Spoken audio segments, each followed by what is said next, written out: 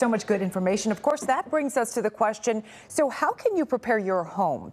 We want to bring in Outreach Director for the Statewide California Earthquake Center at USC, Mark Benthien. Thank you so much for joining us.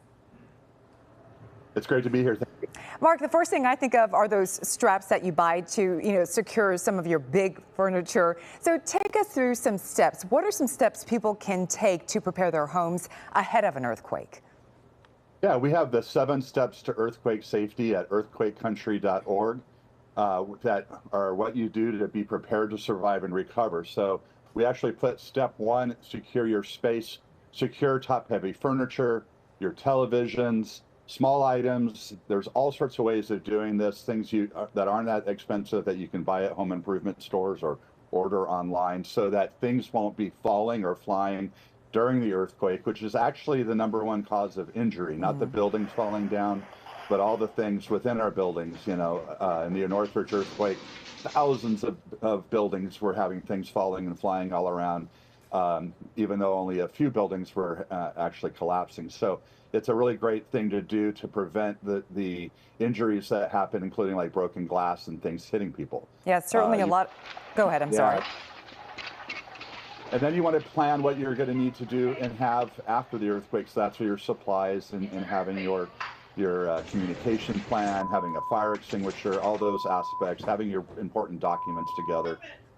That's all what you do before the earthquake. Yeah, certainly a lot of good information to do things before the quake happens. But what about during an earthquake? What will keep you and your family safe?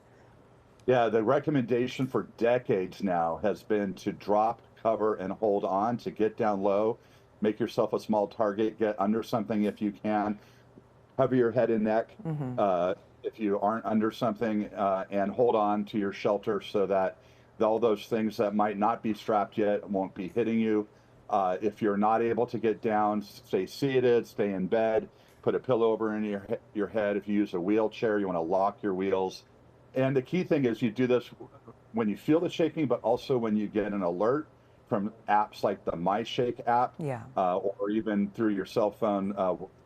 If it's a larger earthquake, you'll get a notification. You want to immediately take action. Make sure you have all your locations and notifications on your phone to make sure you get those signals. And Mark, before we let you go, we want to ask you, can you speak to maybe the common mistakes people make during an earthquake?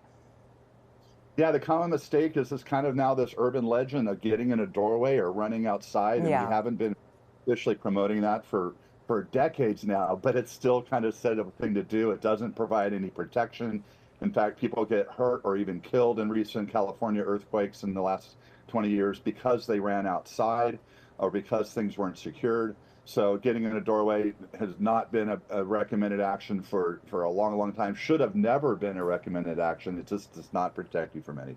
Yeah, good information. Mark Benthien, thank you so much for joining us. All right.